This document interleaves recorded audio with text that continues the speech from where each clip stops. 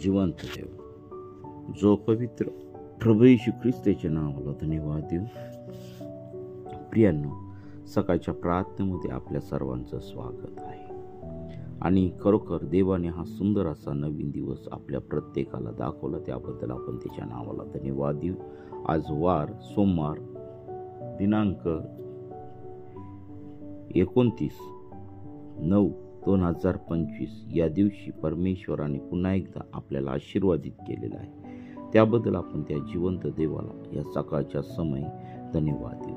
ऐकणाऱ्या प्रत्येक व्यक्तीचं प्रभू येशू ख्रिस्तामध्ये स्वागत आहे. प्रियांनो, आपण सुरुवातीची प्रार्थना करूया. हालेलुया, स्तुती धन्यवाद येशू देवा, तू पवित्र असा परमेश्वर आहे. प्रिय प्रभूजी, आम्हाला हा सुंदर दिवस तू आमच्या प्रत्येकाच्या आयुष्यात जोडला, त्याबद्दल आम्ही तुझ्या पवित्र नावाला धन्यवाद देत आहे. प्रभू, तू आम्हाला अन्न, वस्त्र, निवारा, उत्तम आरोग्य, सर्व गोष्टी प्रिय प्रभू येशू तुझ्या पवित्र भांडारातून तू पुरवून दिल्यास, त्याबद्दल आम्ही तुझ्या पवित्र नावाला धन्यवाद देत आहोत. प्रभू, आमचं जीवन शुद्ध आणि पवित्र, तुझ्या इच्छेने चालणारं, तुझ्या आज्ञा पाळणारं, तुझं वचन जीवनामध्ये घेऊन चालणारं असं व्हावं, यासाठी तू आम्हा प्रत्येकाला तू सहाय्य कर. प्रभू, आज जे दुःखी आहे, संकटात आहे, अडचणीत आहे, प्रभू, अशा प्रत्येक व्यक्तीला तू आपल्या हातांचा तू स्पर्श कर आणि तुझ्या नावाचं गौरव होते. प्रिय प्रभूजी, तुझ्या वचनातून मी बोलत असताना तू माझ्या विचारांचा, माझ्या ओठाचा, जिभेचा आणि प्रभू माझ्या सर्व विचारांचा ताबा तू घे. आणि प्रभू, तुझ्या प्रिय लोकांसंगती तू बोल, तुझ्या पवित्र सामर्थ्याने तू चालव आणि तुझ्या नावाचं गौरव दे. प्रभू, ही सकाळची वेळ आम्हा प्रत्येकासाठी तू आशीर्वादाची कर. प्रभू, या सकाळच्या समय प्रभू तू आमच्या प्रत्येकाचा ताबा तू घे. सर्व सैतानी बंधनं, सर्व दुष्टाचे बंधनं नासूर येशूच्या नावामध्ये निघून जाऊ दे. प्रिय प्रभूजी, या सकाळच्या समय आम्ही तुला अब्बा बापा म्हणून हाक मारावे. ही सुंदरशी वेळ तू आम्हाला प्रार्थनेसाठी दिलीस, त्याबद्दल मी तुझ्या पवित्र नावाला धन्यवाद देत आहे.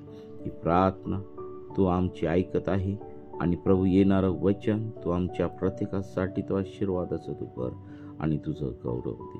ही प्रार्थना येशूच्या नावाने मागतो म्हणून दे. आमेन, आमेन, आमेन, आमेन. प्रियांनो, वचनाकडे जाण्याआधी आपण एक गीत गाऊया आणि देवाच्या नावाला धन्यवाद देऊया. मधाच्या रुचीपेक्षा देवाचे वचन किती गोड आहे मनुजा, मधाच्या रुचीपेक्षा देवाचे वचन किती गोड आहे मनुजा. आणि ज्याचे वचन प्रिय आहे ते सुखी होतील सदा. आणि ज्याचे वचन प्रिय आहे ते सुखी होतील सदा. मधाच्या रुचीपेक्षा देवाचे वचन किती गोड आहे मनुजा. प्रियांनो, या गीताद्वारे देवबाप तुम्हाला मला आशीर्वादित करो. आजच्या मरणासाठी आपण काढणार आहोत निर्गम याचा 35वा अध्याय आणि 4थ्या वचनापासून आपण पुढे पाहणार आहोत. परमेश्वरा प्रित्यर्थ आणावयाचे अर्पण. पुन्हा एकदा परमेश्वर अर्पणाविषयी मोशे संगती बोलत आहे. निर्गम याचा 25वा अध्याय 1-9 या ठिकाणी देखील या गोष्टींचा उल्लेख आम्हाला या ठिकाणी दिसत आहे. मोशे इस्रायल लोकांच्या सर्व मंडळीला म्हणाला, परमेश्वराने जे करण्याची आज्ञा दिली आहे ते हे, तुम्ही आपले अर्पण परमेश्वरा प्रित्यर्थ आणावे. ज्याची मनापासून इच्छा असेल त्याने परमेश्वरासाठी अर्पण आणावे, म्हणजे सोने, रोपे, पितळ, निळ्या, जांभळ्या व किरमिजी रंगाचे सूत व तलम सणाचे कापड, बकऱ्याचे केस आणि लाल रंगीबेरंगी मेंढ्याची कातडी, तळशाची कातडी, बाभळीचे लाकूड, दिव्यासाठी तेल, अभिषेकाच्या तेलासाठी आणि सुगंधी धुपासाठी मसाले, एफोद व उरपट, यात खचण्यासाठी गोफेद मणी आणि इतर रत्ने आणावी. आता ह्या ठिकाणी पुन्हा एकदा परमेश्वर देवाने सिनाय पर्वतावरती परमेश्वराने मोशेला त्या ठिकाणी संभाषणामध्ये अर्पण कसं करावं हे त्या ठिकाणी सांगितलं. आणि मोशे आता ह्या ठिकाणी लोकांना सांगत आहे. लोकांना त्यांच्या जीवनामध्ये अर्पणाविषयी, परमेश्वराला अर्पण करण्याविषयी सामग्रीच्या बद्दल बोलत आहे की लोकांनी परमेश्वराला काय काय अर्पण करायचं आहे. प्रियांनो, आजच्या ह्या दिवसांमध्ये आम्ही ह्या नवीन कराराच्या काळामध्ये राहत असताना, प्रभू येशूच्या काळामध्ये आम्ही राहत असताना, देवाचा पुत्र प्रिय प्रभू येशू ख्रिस्त या जगामध्ये आला आणि त्यांनी तुम्हाला आणि आम्हाला सर्व नियम पाळून, सर्व सोपं करून, सोयीस्कर करून त्यांनी एकदाच त्याचं अर्पण केलं त्या ठिकाणी वेदीवरती. आणि पुन्हा आपल्याला त्या ठिकाणी बली द्यावा लागणार नाही, कारण ते जे अर्पण होतं ते पवित्र होतं, मौल्यवान होतं आणि शिवाय पित्याच्या पुत्राचं होतं. आणि त्या अर्पणाद्वारे तुम्हाला आणि मला त्या ठिकाणी आमच्या पापांची, अपराधांची क्षमा मिळाली आणि पित्याचे आणि आमचे संबंध त्या ठिकाणी चांगले झालेले दिसत आहे. आमच्यामधली जी आडभिंत होती पापाची, ती परमेश्वराने त्याच्या पुत्राच्या द्वारे तोडून टाकलेली आहे. त्याने सैतानावरती विजय त्या ठिकाणी मिळवलेला आम्हाला दिसत आहे. आणि म्हणून प्रियानो, हे जे काय अर्पण आहे ते आम्हाला मनापासून आणायचे आहे. मनापासून, या ठिकाणी खूप महत्वाचा शब्द आहे, मनापासून, है ना. ज्याची मनापासून इच्छा असेल, या ठिकाणी शब्द वाचा, देवाची वचन वाचा की ज्याची मनापासून इच्छा असेल त्याने परमेश्वरासाठी अर्पण आणावे.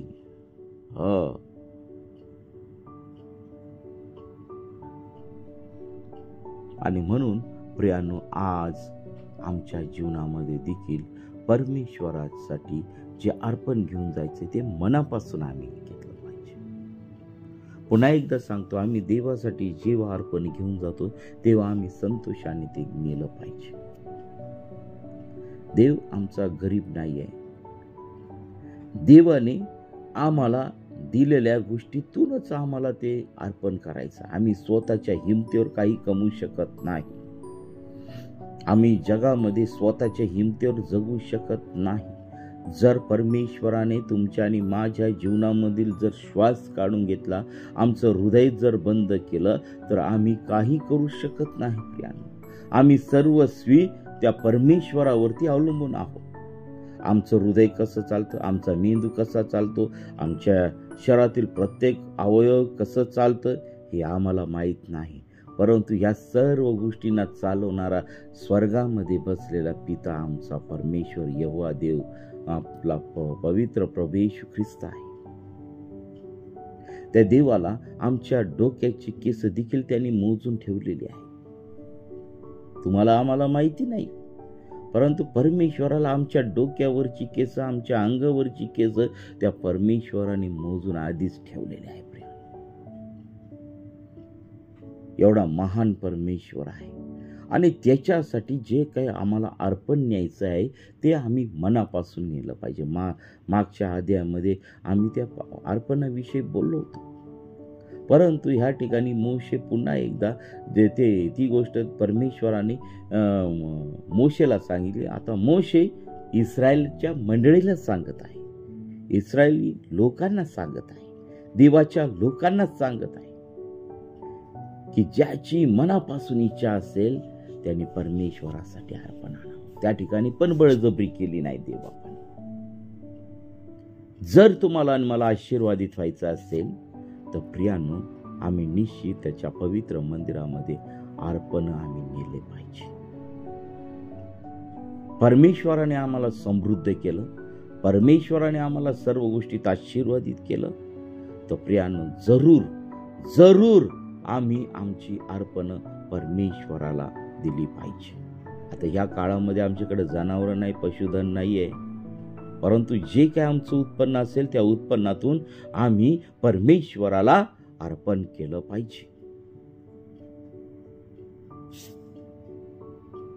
हो प्रियांनो, आम्ही ह्या गोष्टी केल्या पाहिजे. आता ह्या ठिकाणी वस्तू जर सांगितल्या तर आता ह्या ठिकाणी अर्पण काय आणावं? सोनं, रूप, पितळे, निळ्या जांभळ्या रंगाची किरमिजी सूत, तलमसणाचे कापड, भाकऱ्याचे केस लाल रंगीबेरंगी मेंढ्याची कातडी, तळशाची कातडी, बाबळीचे लाकूड आणि दिव्यासाठी तेल,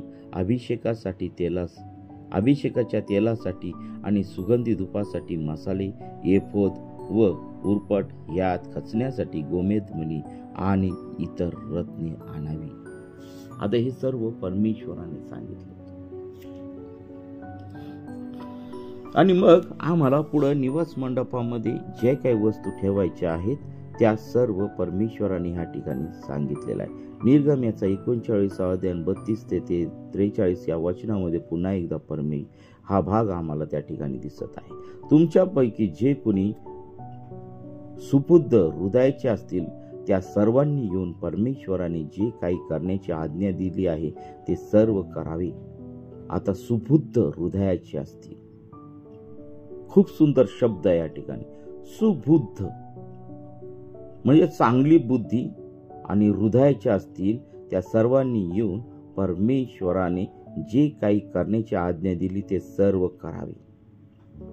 निवास मंडप, त्याचा तंबू व त्याच्यावरील आच्छादन, त्याचे आकडे, फळ्या, आडसर, खांब व उथळ्या, कोश व त्याचे दांडे, दयासन व अंतरपट, मेज व त्याचे दांडे, त्यावरील सर्व पात्रे व समक्षतेची भाकर, प्रकाशासाठी दीपवृक्ष, त्याची उपकरणे व दिवे आणि दिव्यासाठी तेल आणि धूपवेदी, तिचे दांडे, अभिषेकासाठी तेल, सुगंधी द्रव्ययुक्त धूप व निवास मंडपाच्या दारासाठी पडदा, होमवेदी व तिची पितळीची जाळी, दांडे व तिचे इतर साहित्य, गंगाळ व त्याची बैठक, अंगणाचे पडदे व त्याचे खांब व उथळ्या व अंगणाच्या फाटकासाठी पडदा, निवास मंडप व अंगण यासाठी मिखा व तणावे, पवित्र स्थानात सेवा करण्यासाठी कुशलतेने विणलेली वस्त्रे आहे आणि याजक या नात्याने सेवा करण्यासाठी आरोन व याजकाची पवित्र वस्त्रे आणि त्याच्या मुलांची वस्त्रे. या सर्व गोष्टी निवास मंडपामध्ये होणार होत्या. मग पुढे ह्या सर्व गोष्टी त्या निवास मंडपामध्ये लागणार होत्या. त्या परमेश्वराने काय केलेलं आहे, मग मोशेने त्या लोकांना आव्हान केलेलं आहे, तुमच्यापैकी कोणी सुबुद्ध हृदयाचे असतील त्या सर्वांनी येऊन परमेश्वरांनी जे काही करण्याची आज्ञा दिली आहे ते सर्व करावे. सुबुद्धी असणारे, परमेश्वराच्या नियमानुसार चालणारे, देवाची आज्ञा पाळणारे असे लोक त्या ठिकाणी मोशेने निवडलेले आणि त्यांना त्या निवास मंडपाच्या कामासाठी त्या ठिकाणी लावलेले आहे आणि त्या वस्तू त्या ठिकाणी निवास मंडपामध्ये त्यांनी ठेवायला लावलेल्या आहे. मग लोक अर्पण आणतात 20व्या वचनापासून पुढे. मग इस्रायल लोकांची सर्व मंडळी मोशे पुढून निघून गेली. नंतर ज्याच्या अंतःकरणास स्फूर्ती झाली व ज्या कोणाला मनापासून इच्छा झाली त्याने दर्शन मंडपाच्या कामासाठी, त्यातील सगळ्या सेवेसाठी आणि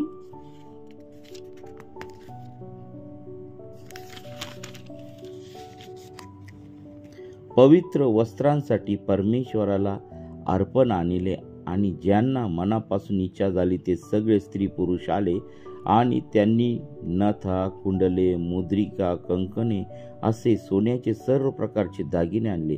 या प्रकारे प्रत्येक मनुष्याने परमेश्वरासाठी सोन्याचे अर्पण आणले.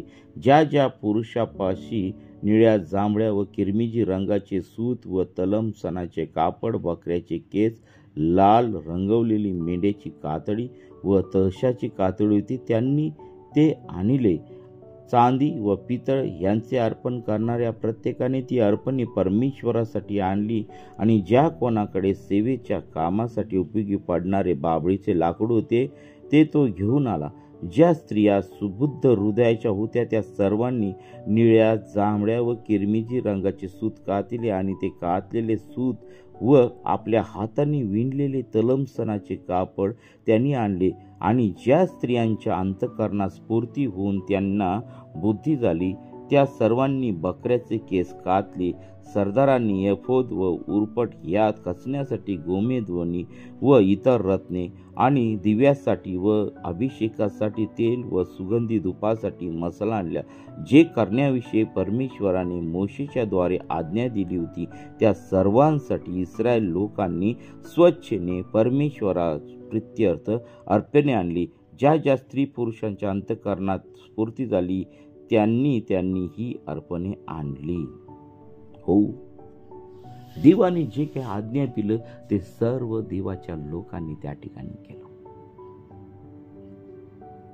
ज्यांना सुबुद्धी होती, मग ते स्त्री असो पुरुष असो, त्या सर्वांनी त्या ठिकाणी परमेश्वराच्या निवास मंडपासाठी लागणाऱ्या सर्व गोष्टी त्या ठिकाणी अर्पण म्हणून त्या ठिकाणी आणलेल्या आहेत. प्रियांनो, हे परमेश्वराने आज्ञा केली आणि त्या लोकांनी त्या ठिकाणी पाळलेली आम्हाला दिसत आहे. आजच्या युगामध्ये आम्ही परमेश्वरासाठी देवासाठी अर्पण घेऊन जात आहोत का, याचा आम्ही विचार केला पाहिजे. देवाच्या सेवेसाठी आम्ही देत आहोत का, याचा आम्ही विचार केला पाहिजे. प्रियांनो, या सकाळच्या विषयी परमेश्वर आपल्या संगती अर्पणाविषयी बोलत आहे, दान देण्याविषयी बोलत आहे. प्रियांनो, जर तुम्हाला आशीर्वादित व्हायचं असेल तर ज्याची मनापासून इच्छा असेल, अंतःकरणापासून इच्छा असेल, त्यांनीच अर्पण परमेश्वराच्या मंदिरात आणावे. परमेश्वराने देवाने कोणावरतीही बळजबरी केलेली नाही. अर्पण आणायचं ते आम्हाला चांगलं, उत्तम, सर्वात चांगलं, उत्तमातलं उत्तम आम्हाला ते परमेश्वराच्या मंदिरामध्ये घेऊन यायचं आहे.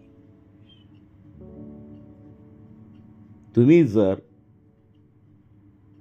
अर्पण जर व्यवस्थित आणलं नाही तर त्याप्रमाणे तुम्हाला आशीर्वाद मिळते, त्याचा स्वीकार त्या ठिकाणी होणार नाही. मला काईन आणि हाबेल यांची गोष्ट त्या ठिकाणी आठवते. आदामाचे 2 पुत्र होते, काईन आणि हाबेल. त्यांनी ठरवलं की परमेश्वर देवाला अर्पण करावं. काईन हा शेतकरी होता. त्यांनी शेतातलं सर्व काही घेतलं आणि परमेश्वराच्या विधी केली आणि परमेश्वराला त्या ठिकाणी दिलं, अर्पलं.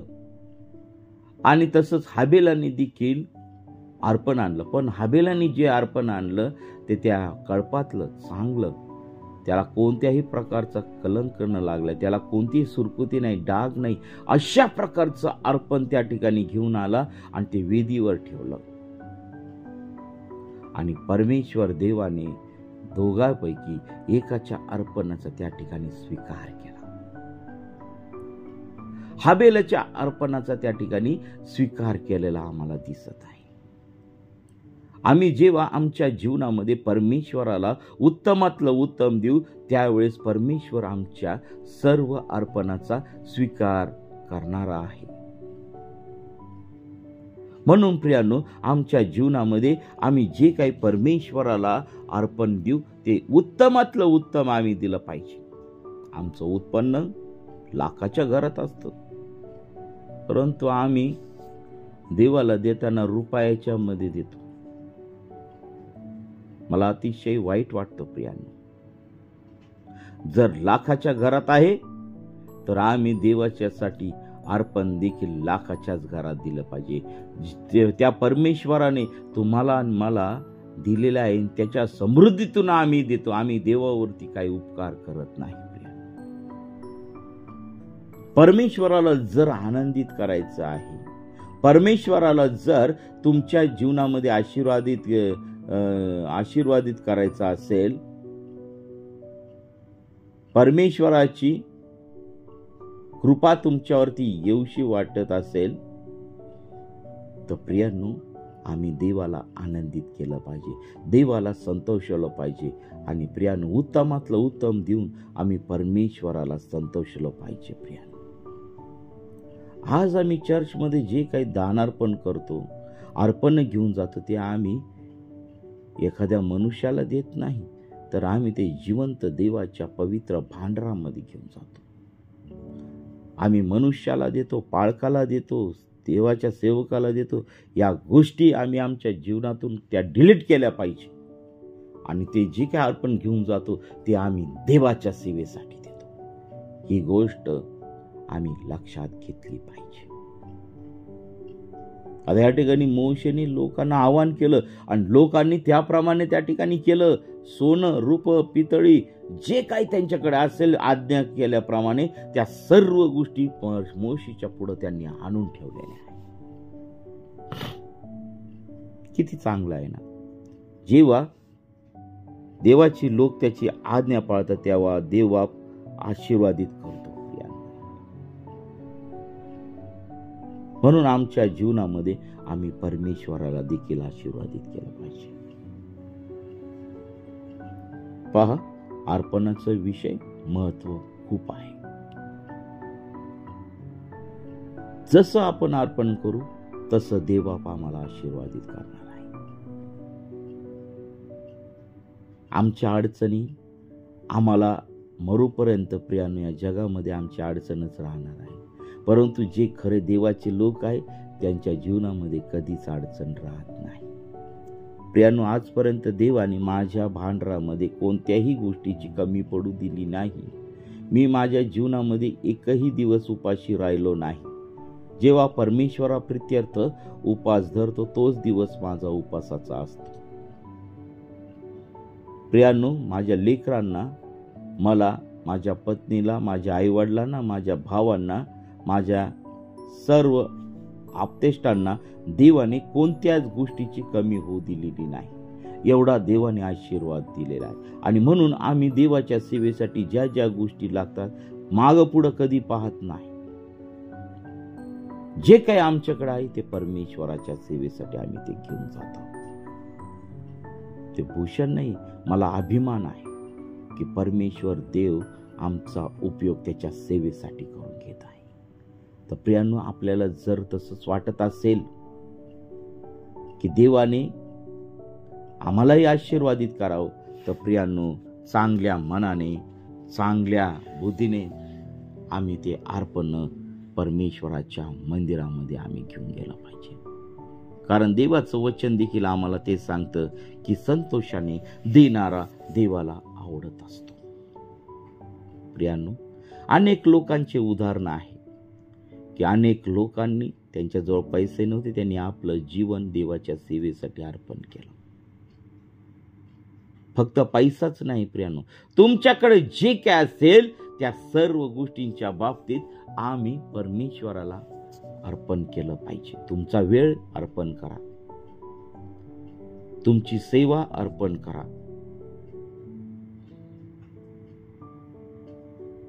तुमच्या प्रार्थना अर्पण करा, तुमचे उपास अर्पण करा,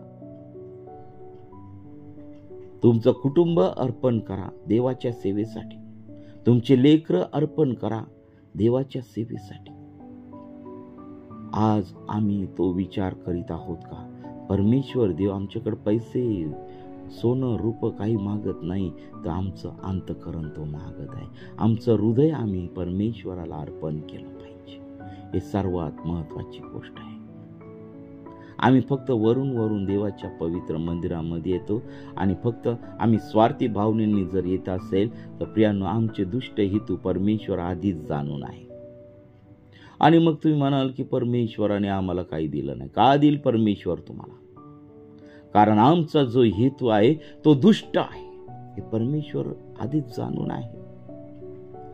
जर तुम्ही सालस मनाने, जर तुम्ही त्या ठिकाणी अर्पण घेऊन गेले, स्वच्छ मनाने, पवित्र मनाने जर तुम्ही अर्पण घेऊन गेलेले आहात, तर परमेश्वर देव तुम्हाला लागल त्या गोष्टी तुम्ही मागायच्या आधी तुम्हाला त्या ठिकाणी दिल्याशिवाय राहणार नाही. तो तुम्हाला देतो, तुम्हाला आशीर्वादित करतो. माझ्या तर जीवनामध्ये पुष्कळ अशा गोष्टी आहेत त्या परमेश्वराने न मागता मला दिलेल्या आहे आणि अजूनही देत आहे. तो माझी आणि माझ्या परिवाराची काळजी घेत आहे. तर चला प्रियांनो, परमेश्वर देव तुम्हाला आशीर्वादित करू इच्छित आहे. जे काही तुम्ही अर्पण घेऊन जाल ते तुम्ही तुमची इच्छा असेल तरच तुम्ही परमेश्वराला द्या, नाहीतर देऊ नका. तुमच्या देण्याने, न देण्याने परमेश्वर गरीब होणार नाही. तर देवाने तुम्हाला समृद्ध केलंय याची जाणीव ठेवा. देवाने तुम्हाला आशीर्वादित केलंय याची तुम्ही जाणीव ठेवा. आज तुम्ही जे काय आहात ते परमेश्वरामुळे आहात, देवामुळे आहात, प्रभू येशू ख्रिस्तामुळे आहात. होय प्रिया, खूप सुंदर आज वचन आहे आणि त्या परमेश्वराला आम्ही अर्पण केले पाहिजे. या छोट्याशा वचनाद्वारे देवबाप तुम्हाला मला आशीर्वादित करो. आपण प्रार्थना करूया. हालेलुया, स्तुती, धन्यवाद येशू दे बाप्पा. तू पवित्र असा परमेश्वर आहे, राजांचा राजा आहे, प्रभूंचा प्रभू आहे. प्रभू, तू आम्हाला अर्पण करण्यासाठी तू सहाय्य कर आणि प्रभू आमच्या मनापासून आम्ही तुला अर्पण करावं हे तू आम्हाला शिकव. आमच्या प्रत्येकाचा ताबा तू घे. प्रिय प्रभू येशू, आम्हाला जर देता येत नसेल तर देण्यासाठी प्रिय प्रभू येशू तू आम्हाला आर्थिक गोष्टी दे प्रभू, वेळ तू दे आणि तुझ्या नावाचं गौरव होऊ दे पित्या परमेश्वरा. प्रभू, या सकाळच्या समय आम्ही आमचं जीवन तुला समर्पित करीत आहोत. तू आम्हा प्रत्येकाला तू सहाय्य कर, मार्गदर्शन कर आणि तुझ्या पवित्र सामर्थ्याने तू आम्हा प्रत्येकाला तू भर आणि तुझ्या नावाचं गौरव होते पित्या परमेश्वरा. ऐकणाऱ्या प्रत्येक व्यक्तीला तू आशीर्वादित कर. ऐकणाऱ्या प्रत्येक व्यक्तीचा ताबा तू घे. प्रभू, आज आम्ही प्रार्थना करीत आहोत ज्या ज्या ठिकाणी पूर परिस्थिती आहे तेथील सर्व लोकांचा ताबा तू घे. त्यांना तू सहाय्य कर. त्यांना प्रिय प्रभू वेगवेगळ्या पद्धतीने तू त्यांना मदत कर. प्रभू, त्या सर्व संकटामधून त्यांना तू सावरो. त्यांना तू धीर दे. त्यांना त्या प्रिय प्रभू येशू त्यांच्या संगती तू राहा. कोणाच्याही मनामध्ये आत्महत्येचे विचार येऊ देऊ नको. प्रभू, जे काही त्यांचं गेलेलं आहे त्याच्या 100 पटींनी त्यांना तू दे आणि तुझ्या नावाचं गौरव दे. प्रभू, आम्ही तुझ्या विरुद्ध जर पाप केलेलं आहे तर प्रभू तू आमच्या सर्व पापांच्या अपराधांची तू आम्हाला क्षमा कर आणि पुन्हा अशा नैसर्गिक आपत्ती आमच्यावरती येऊ देऊ नको. माझ्या देशावर येऊ देऊ नको. माझ्या महाराष्ट्र राज्यावरती येऊ देऊ नको आणि तुझ्या नावाचं गौरव होऊ दे पित्या परमेश्वरा. आम्हाला तुझ्या पवित्रतेत, तुझ्या पवित्र सामर्थ्यामध्ये तू चालव आणि तुझं गौरव दे. प्रभू, आज होणाऱ्या सर्व उपास प्रार्थना तू आशीर्वादित कर आणि तुझं गौरव दे. ही प्रार्थना येशूच्या नावाने मागतो म्हणून दे. आमेन, आमेन, आमेन. प्रियानो, आपल्याला जर प्रार्थनेची गरज आहे तर 97 30 30 16 68 या क्रमांकावरती संपर्क करा. पुन्हा एकदा मी आपले सर्वांचे आभार मानतो की आपण देवाचं वचन ऐकतात, इतरांपर्यंत शेअर करता. ज्यांनी चॅनलला सबस्क्राईब केलेलं आहे, शेअर केलेलं आहे, लाईक केलेलं आहे, त्या सर्वांना देवबाप आशीर्वादित करो आणि देवाच्या सेवेचे सहभागी व्हा. देव हा शेवटचा काळ आहे. प्रभू येशू ख्रिस्ताचं येणं जवळ आलेलं आहे. त्यासाठी तुम्ही तयार राहा आणि परमेश्वराचं जे वचन येत आहे त्या वचन तुमच्यासाठी व तुमच्या परिवारासाठी देवबाप आशीर्वादित करो. आमेन, आमेन, आमेन, आमेन, आमेन.